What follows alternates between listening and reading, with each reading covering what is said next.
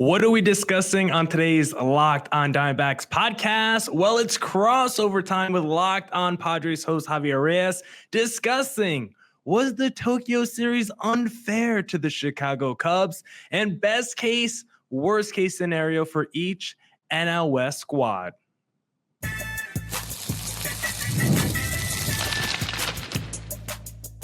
You are Locked On Diamondbacks, your daily Arizona Diamondbacks podcast, part of the Locked On Podcast Network, your team every day. Welcome into the Locked On Diamondbacks podcast, part of the Locked On Podcast Network, your team every day. You're listening to who? The always charismatic host of this podcast, Miller Thomas, multimedia journalist and I'm a graphic designer. So please go check out my website, millerthomas24.myportfolio.com. On there, you can see all my latest work, from my packages to my articles to my photos and my graphic design. Going forward, we're doing Mailbag Friday, so please drop in the YouTube comment section what you want to be answered on tomorrow's podcast. Heading into the weekend, you can reach me on Twitter at CreatorThomas24. Look up Locked On Diamondbacks, both Twitter and Instagram, for the podcast handle as well. So please send in your questions before Friday's podcast. But on today's podcast, crossover time with Javier Reyes of Locked On Padres, discussing best case, worst case scenario, the Tokyo series, and so much more. So let's get into it. And speaking of Javier, there he is. How are you doing today, sir? I'm doing pretty good, man. Doing pretty good. Just thriving. Out here, we're very close to finally the start of the regular season. You and I are very excited for the absolute nuclear war that is about to kick off in the NL West. I'm very excited, and it's kind of cool that we actually literally have baseball games going on. After talking for because you and I, we host a show every day. It just, I'm always just like, oh my God, okay, finally, it's actually starting. I feel like we've done enough shows to feel fill up an entire season's worth already. I can't even speak, but we're finally there. And I'm super amped. I think it's going to be a really fun year, man. Yeah, it's actually fun. When you go on Google, type in MLB standings, you will actually see real live standings. Dodgers 2-0, Cubs 0-2, sadly. And that's actually where I want to start, Javi, because we're both big anime guys. And I got to say, the marketing for this series has not been phenomenal. We've seen some Demon Slayer stuff. I think there's like a little Pokemon trainer little video. Little Pikachus. They had little Pikachus wobbling on the field. Like the marketing, the promotion, all the content I've seen has been absolutely fantastic. But the question I want to know is, has this series been unfair to the Chicago Cubs? Because this is basically a home series. Yes, I know it's in Japan, but this is basically a home series for the Dodgers. You go out there, everyone's rocking Dodgers blue. You got the Ohtani, the Yamamotos, you got the Roki Sasakis. Like, they are already the Japanese all-star team here in America. And so now they're like a traveling show just going back home. And it's like, they're loaded with talent. They didn't need this full spring training. It's like you have 15 Cy Young Award winners. You got 22 MVPs. Like, it doesn't matter who your roster is. They're going to go and throw out superstars. But for the Cubs, they're like, listen, we just had to cut our spring training short by 2 weeks so we could go play these real games in Japan against the most loaded roster of all time. I just feel like that's a little bit unfair. Why can't we just give the Cubs a little bit extra time like all the other teams? I don't know why we have to rush into these games. I love it from a marketing standpoint, but I just feel like it was just an easy way to give the Dodgers, the most expensive, the most loaded team in Major League Baseball, an easy 2-game series. Look, man, I get it. First of all, great job doing the hater bit, as you always do. It's fantastic. Excellent work. I cannot wait for everybody to see our NOS roundtable. And I also agree, just great marketing. First of all, congratulations to Major League Baseball discovering that baseball is really popular in Japan. You know what I mean? Like, congratulations. It only took, I've known that since like 2008, frankly. Like, it's been a long time, but I feel you on that. I will say that with stars like Shoto Imanaga and Seiya Suzuki, that like the Cubs certainly have a presence, but the Shohei Ohtani thing is what's going to give them like forget. I mean, obviously great, but forget Yamamoto and Roki Sasaki for a second. I think even if those guys aren't on the team, bottom line is it's Shohei, right? I think you could have said the same thing maybe if this series was played back in 2002, 2003, if it was Mariners versus Yankees or something like that. I think it would have been majority, like just a lot of Mariners fans. So I totally feel you on that. But and again, I really just love the portrayal of the whole thing. I think it's really, really fun. I think that while maybe they messed up with the Field of Dreams thing, this is like, okay, all right, here we go. Because Japan really loves baseball, obviously. And then you have the KBO as well. Like, absolutely love baseball. And you can see in animes that they love baseball too. Like, it's literally in there. You could see a couple of ones. Cowboy Bebop has one. Assassination Classroom. I'm pretty sure this is a One Piece special, right? Like, it's just really cool to see all of it. Yeah, even Dragon Ball Z has a couple baseball scenes if you go out there and watch it. That's some of my favorite like filler scenes from the Dragon Ball series. But like you said, Otani is like the biggest X factor. Yeah. He puts his GM hat on in the offseason. He goes out and he recruits his homies. Like, these are all his best friends that play on the team. Come down, Yamamoto. Come down, Roki Sasaki. And it's like, that's where like Major League Baseball and the commissioner, like, I don't need a salary cap, but if there's a way where the Dodgers aren't like a feeder system for the best players coming to Japan or coming from Japan, I think that'd be really nice. It would have been cool if Roki went and joined the other stars in the Chicago Cubs or went somewhere else, anywhere else in Major League Baseball, but the one team that did not need another Cy Young candidate in their rotation. And so the Japanese, all this is great for the sport in terms of marketing. I love going to Japan. I love seeing the crossover. Like, it's cool to see our sport travel because everyone says, like, you see all these national media shows and they're like, baseball's a dying sport. I think Cam Newton had a thing where he was like, baseball is going to be passed by the WNBA soon. Yeah. And I love the WNBA. You won't find a bigger women's basketball guy than me, but baseball is not dying, guys, where the average ticket price for opening day is like $150. Like, baseball's in a good spot right now. I don't even know where I'm going with this rant anymore. But yeah, I get that. He got a lot of flack for that. Yeah. I think that it's just, look, that league is, when something's ascending, it doesn't ascend in one day, which is a really important factor of all this. And this, by the way, goes against people who were like, hey, the WM, nobody watches it. And it's like, we're on like year 3 and it's like nothing in year 3 has ever been a big deal. But I think that with all of this, though, I think it's a reminder, I think, as well, because, by the way, it's not just Japan. Obviously, you have a bunch of Latin countries too, all over the place. The only thing about baseball is that, yes, it can be a little bit too much. It's a little bit boring. They sometimes negate personalities, but in my opinion, it's a little bit of a reminder that baseball is slowly trending towards a direction of being like, we actually are going to celebrate how worldly this sport can be. We're going to celebrate how it can be fun. Hey, guys, stop throwing at Tatis because he swung on 3-0. None of you will look like good guys in front of all the young fans, right? You're just 70 years and up is not a coveted viewership for literally any show entertainment product in the world, unless it's like Mad Buddy, I don't even know, C-SPAN, right? Like, like that's what you want, is you want a younger audience. So I'm really excited about it. And I will say, maybe some other teams could have gone out there and spent on some of these Japanese players. That would have been nice. I'm not saying that they all could have afforded the big dog in Shohei Ohtani, but Seiya Suzuki, Roki Sasaki, guys like that. Maybe some other guys out there as well. I mean, I know he's a prospect, so it's a little bit different, but Lars Nootbaar in some degrees, right? Like, I think that it goes a little bit of a blame for a lot of teams, but you will not catch me defending the Dodgers and their fan base. That is, Millard, I saw someone saying after game 1 in the 5th inning, if they can get into the Cubs bullpen, they can maybe salvage this game. They were down by 1 run. My brother and Lord Cosmic Almighty, what are you talking about? Never use the verbiage of salvage when you're down 1-0. Ever. I saw Celtics fans complaining about how they need Kevin Durant. What is with good teams wanting?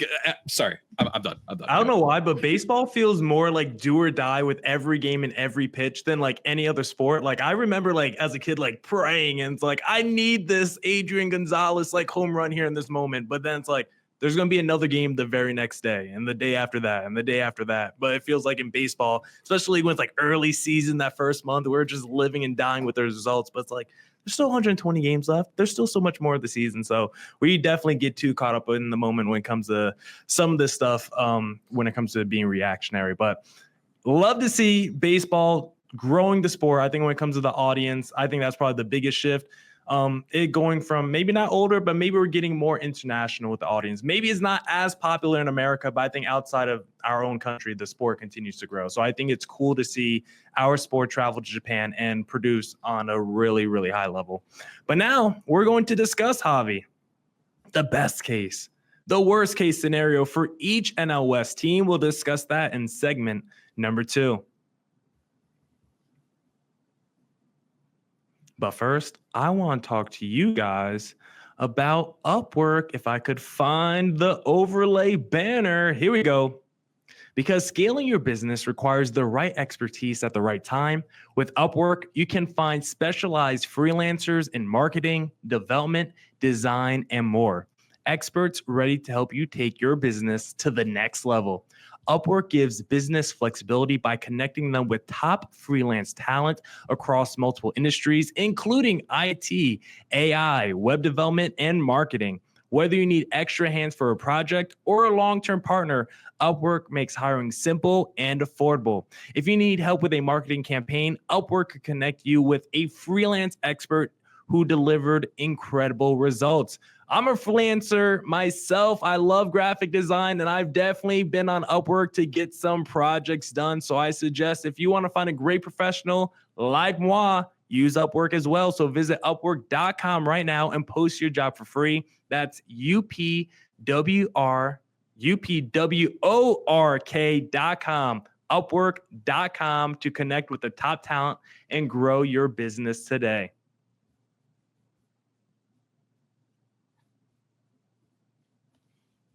But hey, if you're looking to place a little wagers down on a March Madness game, then the best place to do that is going to be FanDuel, because March Madness is here and FanDuel is giving you the chance to get in on the action like never before. Right now, new customers can get $200 in bonus bets when your first $5 bet wins. That's $200 to use on everything from buzzer beaters to Cinderella stories and even who's cutting down the nets. My favorite thing to do on FanDuel is the same game parlay. When I see the Phoenix Suns are playing, I'll take KD over on points. I'll take Booker over on points, and then give me the opponent's money line. I'm sorry, Suns fans, but that's what you got to do if you want to win some money. If you want to win some money, up to $200 of bonus bets, just put down $5, and if your bet wins, you get all that money in your pocket. So visit FanDuel.com and get in on the college hoops action all tournament long. But now let's get back to the podcast, Javi. I don't need another. And let's discuss a best case, worst case scenario for each NL West team. And let's start. It's our podcast, our crossover. Let's start with our two teams. We'll start with the San Diego Padres. Let's first start with best case scenario, because of course you got Tatis, you got Machado, you got Cease. It's easy to see the stars on this team. It's easy to see a path to being a very good regular season team and making some noise in the postseason. What do you think is the best case scenario for your own team? I think the best case scenario, I guess let's start with just like the player outcomes, is that Tatis is Tatis again. Duh. That Jackson Merrill, I don't even think he has to take another step. If he's the same thing, or if he follows, let's give it a Julio Rodriguez type of second season where he didn't make the next leap into Mike Trout territory, but he was still like a 4.5, like nearly 5-win player.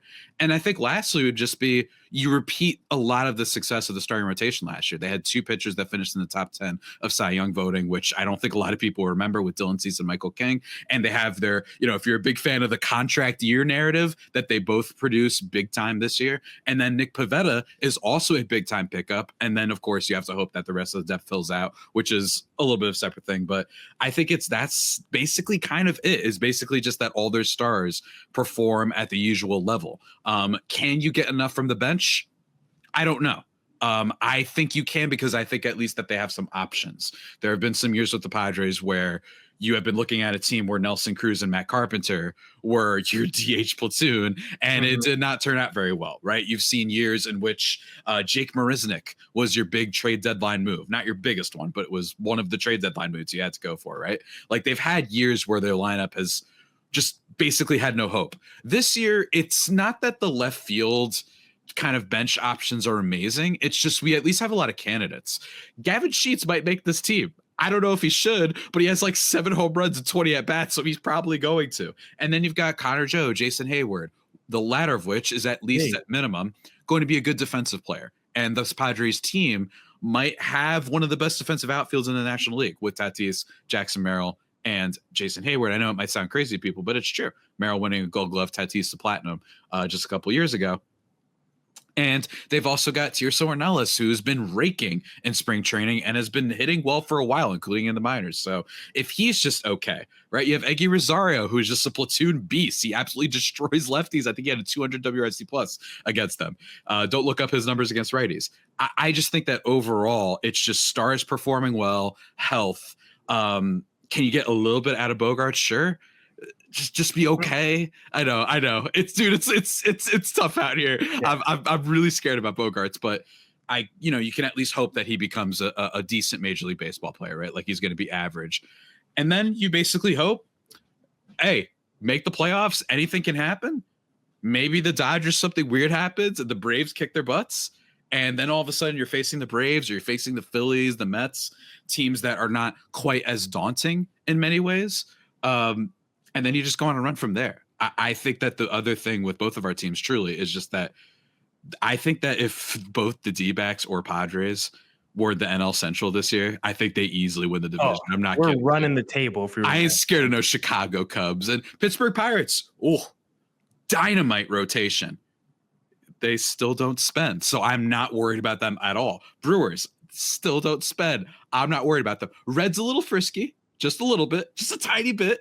But they're still on the up. They're not ready quite yet for the jump. So, man, I wish that we were the NL Central, dude. Literally either team. The Giants might win that division, honestly. And we're not at DEFCON 1 yet, but they did make Jared Jones miss his next start due to some elbow discomfort. They just want to be cautionary. We'll see what happens, but you don't like to, ever see anybody missing starts in spring training due to like elbow stuff, right? So wishing the best for Jared Jones because that rotation can be very good. And all the Pirates hype will fall apart if Jared Jones is not there. The Skeens trade to like the Mets in 5 years is going to hit like crazy, man. Sorry, until I have been shown that a team actually cares about winning, I'm going to assume that your best players are going to be on another team soon. I hate to say that, but it's literally that is how currently as constituted baseball works. Sadly, I can't push back against that point because we haven't seen any of those mid-market teams ever do anything, which is insane. But yeah, the Padres are definitely top-heavy with a lot of talent, so it's easy to make the argument for a team that was in the NL championship game or the NL championship series last season, right? Like they still got Tatis, they still got Machado, Cease, all the stars I mentioned. You got multiple guys, even a guy like Michael King, sneaky underrated when it comes to like the Cy Young odds on FanDuel. Like people really love King. So the talent is there for the Padres. But when you talk about the reverse side of the coin, the worst case scenario, I think you can also see a path where it's like, obviously, it probably starts with Bogaerts, a guy who's super expensive, who hasn't performed. But Machado had a year last season. I want to do this maybe on a podcast, the topic in the future. But if you did player A, player B, took the names off the back of the jersey, and I showed you the two numbers, both guys last year were basically 30 home runs, 100 RBIs, 118 WRC plus, and a 4 WAR. One guy was Manny Machado. The other guy was Eugenio Suarez. Either Suarez is a $40 million a year player or Manny Machado is now in the Eugenio Suarez territory. And I think that could be a concern with Machado's contract going up in the next couple years. And he's going to be paid for like another 8 years after that.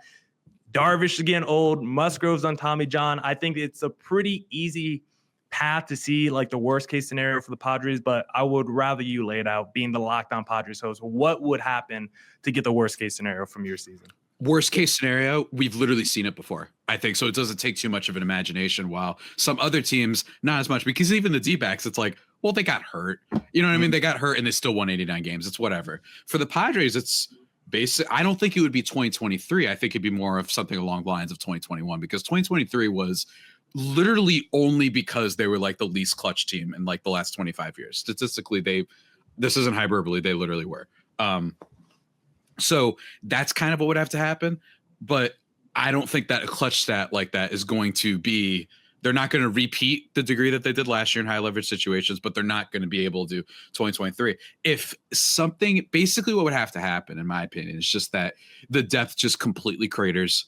something that you saw in 21 especially. You really saw that the depth just completely fell out from underneath them, and that they're in a situation where they kind of have to trade Michael King and Dylan Cease to the trade deadline, or one of them, one or two, whatever. And then lastly, it's just that I think worst case scenario is that we're like, Fernando Tatis Jr., really good player, not a super duper star.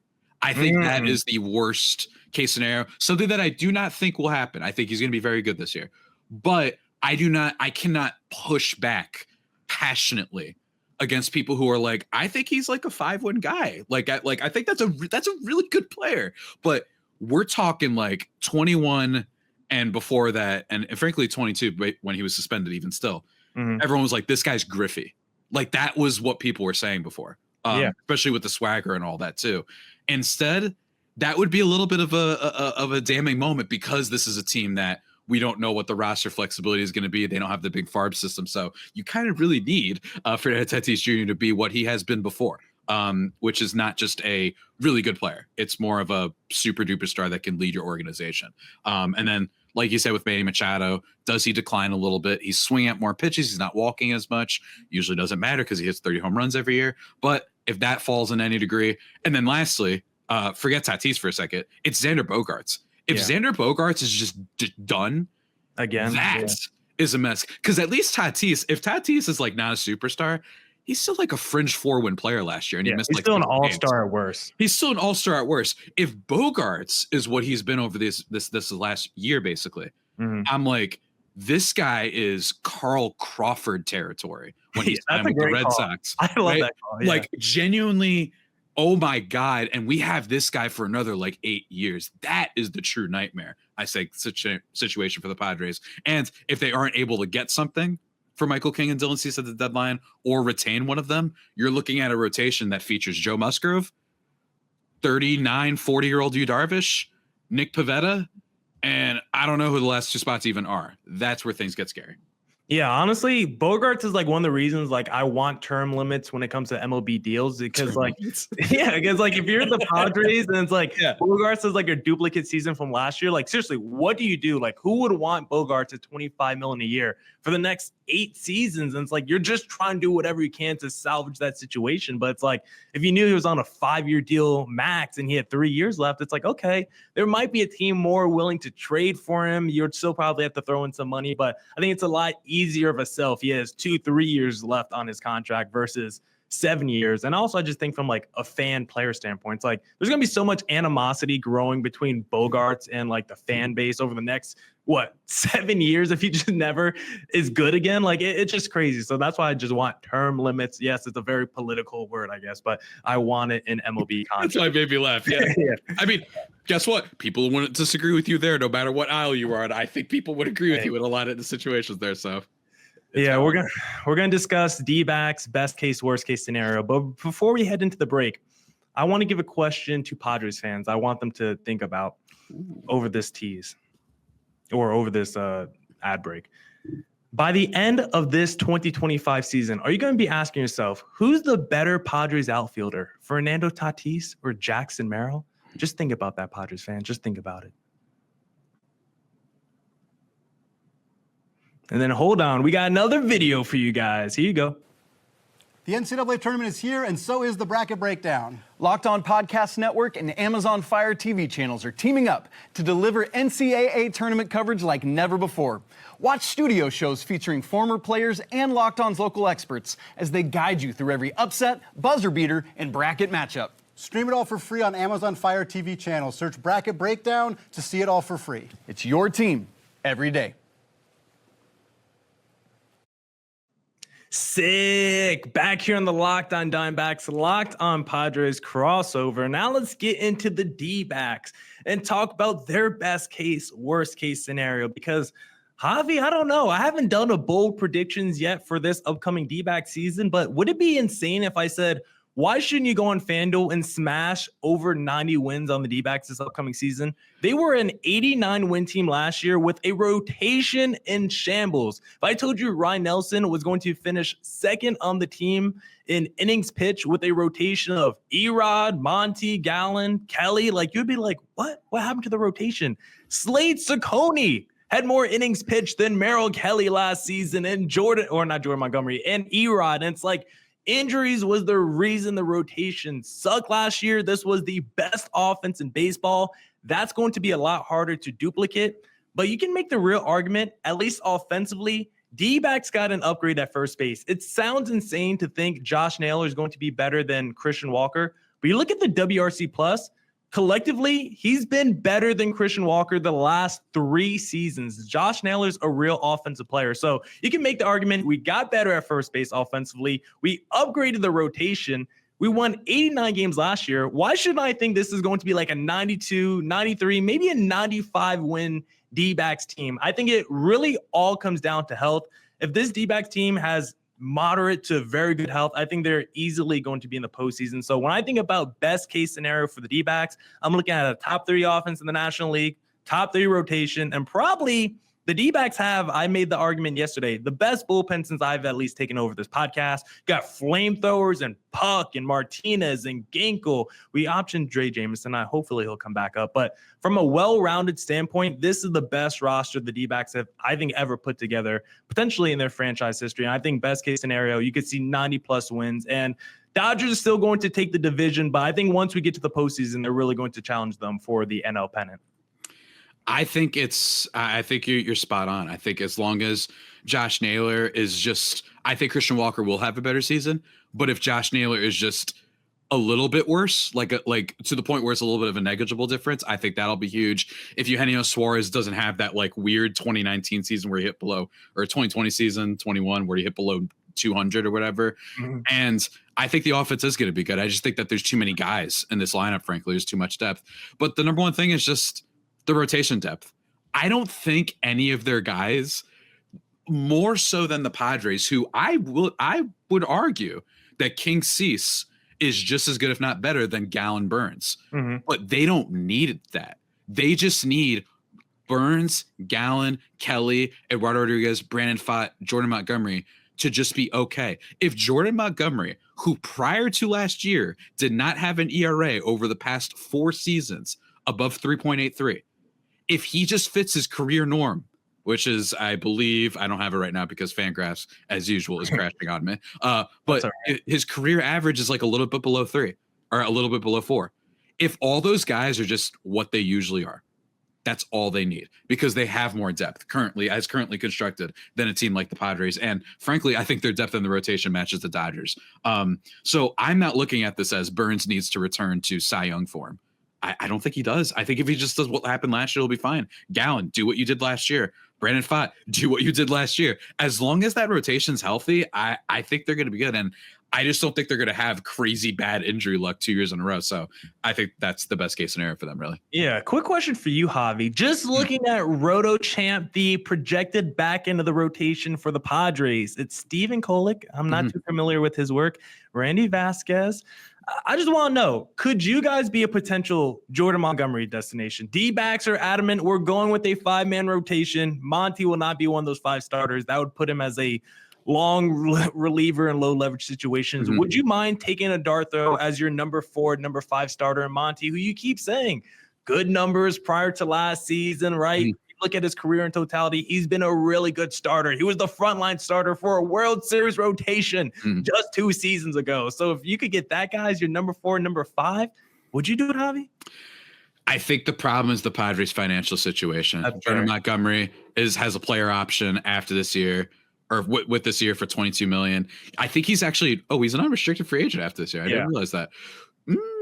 Unrestricted free agent. What if we kicked in some money too? We paid half. We picked up half the tab on Monty. Oh, I would be totally in on that. I mean, It's only half a season. It wouldn't be the craziest thing in the world if the Padres were like whatever. But I don't know. I just feel like it's tough, because then the D-backs would have to sell low, which would be probably now.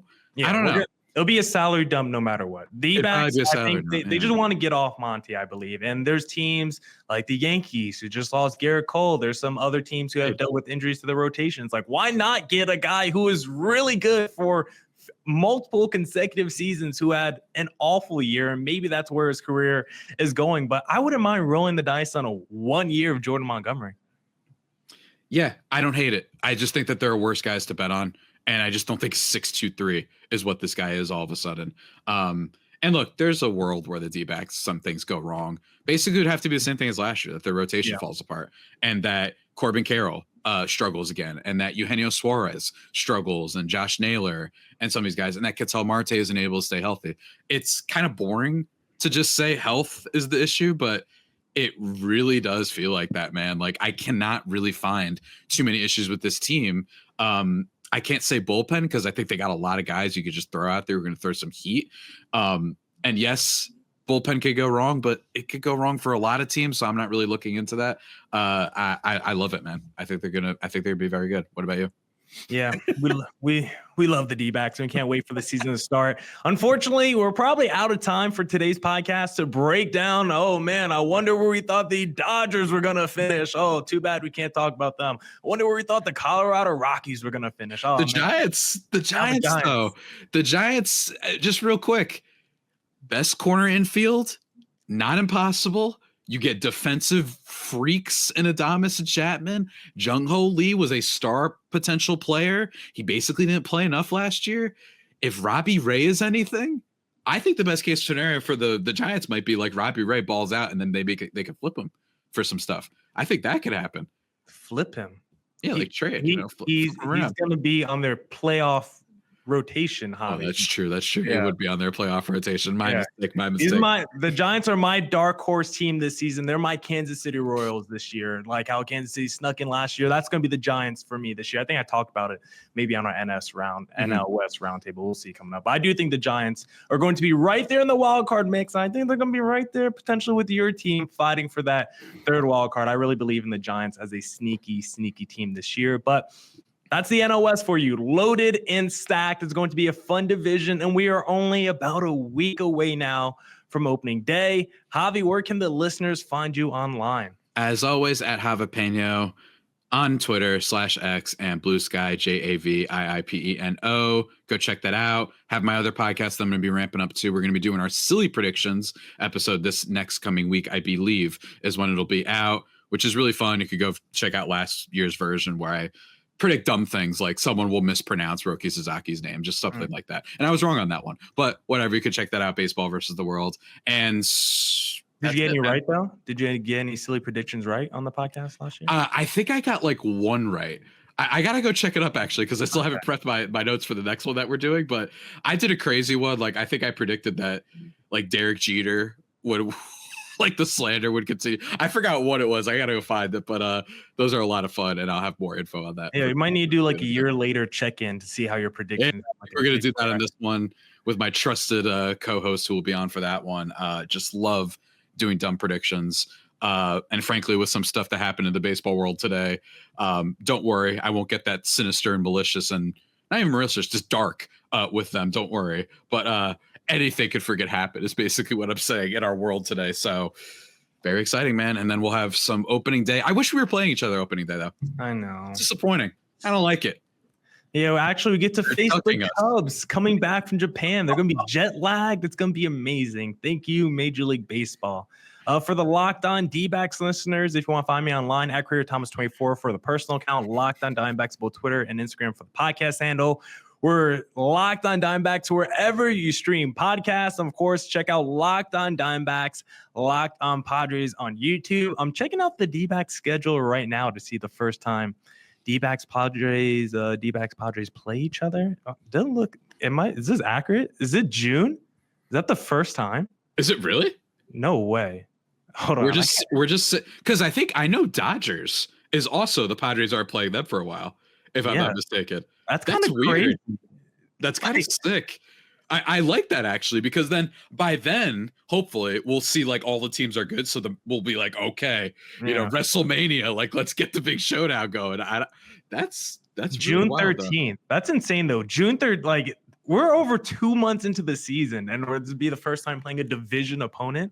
I have to go look now. I want to see if there's like any duplicate opponents that we play outside the division before we play you guys even one time. Because I mean, how do we go from the sport where we play our division too much, and now it's 3 months later, we're playing the Padres for the first time. It's like, hey, I get it. You can't have everything, but it's funny because I appreciate that we play every team at least once. But that is really funny that we have to wait all that way. And I know for the Padres, it gets a little bit wild at the end because we finish off against the D-backs for the year. Do not be surprised, folks, if that might determine a spot. Maybe not between those two teams, but maybe the D-backs are fighting to get in or the Padres are fighting to get in. It would not surprise me in the slightest if that's what it comes down to. Man, that's going to be a good time. I can't wait for that, though. Let's get through the rest of the regular season before the final series of the year. That's it for this edition of the Locked On Diamondbacks, Locked On Padres crossover. Until next time, fans.